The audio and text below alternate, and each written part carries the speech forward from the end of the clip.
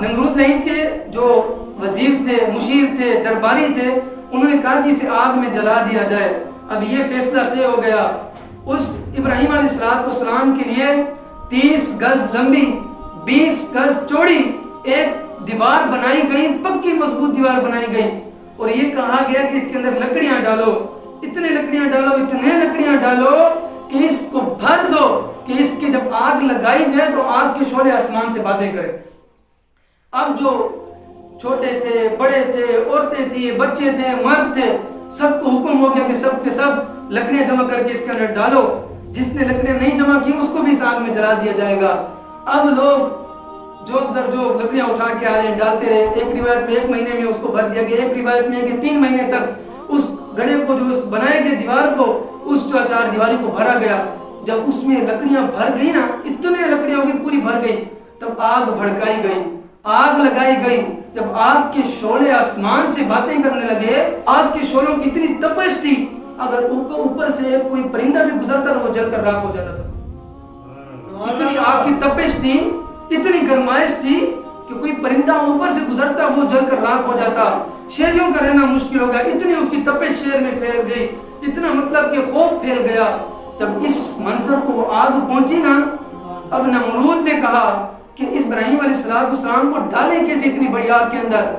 شیطان آیا، شیطان کہنے لگا، اس نے تعبیر بتائی، اس نے مشورہ دیا کہ ایک منجنیق بنائی جائے، ایک صندوق بنایا جائے، اس کے اندر ابراہیم علیہ السلام کو بند کر دیا جائے، اور پھر اس کو کہیں اوپر سے، جس طرح غلیلیں ہوتی ہیں ہم اس پتھر پھینکتے ہیں اس کے ساتھ، اس طرح کی کوئی چیز بنا کر اسے اوپر سے آگ کے اندر پھینک دیا جائے۔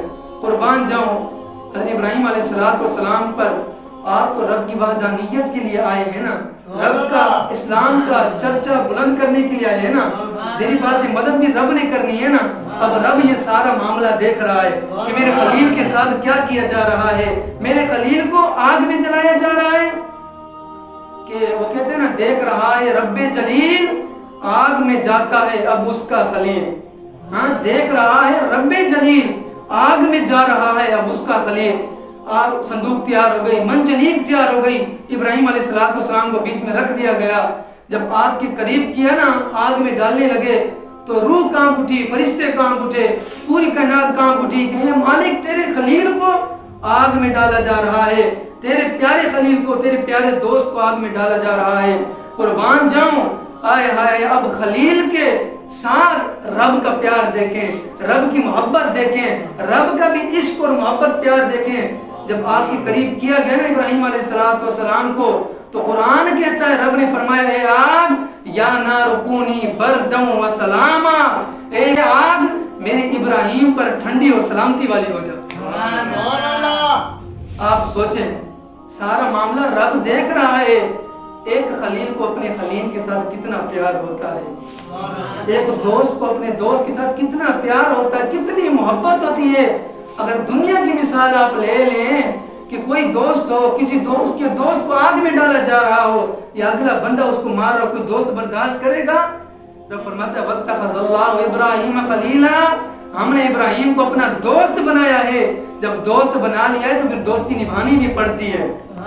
ہاں، جب ابراہیم علیہ السلام کو آگ کے قریب کیا گیا، رب فرماتا ہے، اے آگ، میرے ابراہیم کو تم نے جلانا نہیں ہے، میرے ابراہیم کو اتنی بھی تپش نہیں پہنچنی چاہیے۔ یا نار کونی، اے آگ ہو جا ابراہیم پر بردم و سلاما، ٹھنڈی اور سلامتی والی ہو جا، مطلب کہ آگ میرے ابراہیم پر گل گلزار بن جا، میرے ابراہیم پر جنت کے باغوں میں سے ایک باغ بن جا۔ قربان جو ابراہیم علیہ السلام کی صندوق کو آگ میں ڈال دیا گیا، اتنی آگ کہ آگ کے شعلے آسمان سے باتیں کر رہے ہیں۔ جب ابراہیم علیہ السلام آگ میں گئے نا، نمرود لعین اوپر چڑھ گیا، دیکھ رہا تھا کہ وہ تو یہی سوچ رہا تھا نا کہ ابراہیم علیہ السلام جل کر راکھ ہو جائیں گے۔ کیا دیکھتا ہے کہ آگ گل گلزار بن گئی ہے، آگ ٹھنڈی بن گئی ہے، آگ کی تپش ختم ہو گئی ہے، آگ کی گرمائش ختم ہو گئی ہے۔ آگ ایسا لگتا ہے کہ آگ نہیں ہے، یہ جنت کے باغوں میں سے ایک باغ ہے۔ آگ ٹھنڈی اور سلامتی والی ہو گئی۔ ابراہیم علیہ السلام نے، اب آپ یہاں دیکھیں، رب نے صرف یہ نہیں فرمایا ٹھنڈی والی ہو جا، فرمایا اے آگ ठंडी और सलामती वाली हो जा, इतनी भी ठंडी नहीं होना कि मेरे इब्राहिम को कहीं सर्दी ना लग जाए। बर्दन, बर्द कहते हैं ठंडक को, शदीद ठंडक को।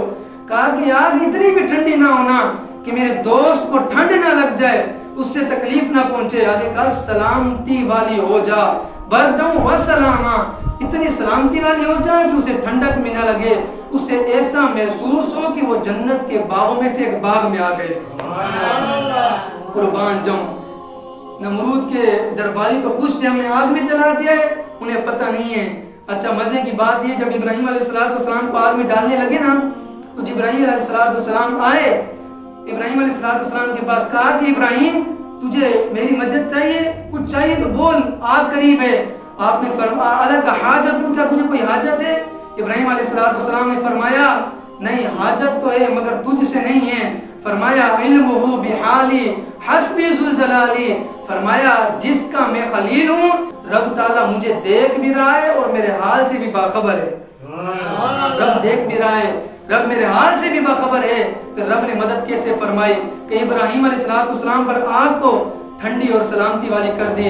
ये था इब्राहिम के साथ, खलील के साथ एक खलील का प्यार, दोस्त के साथ एक दोस्त का प्यार।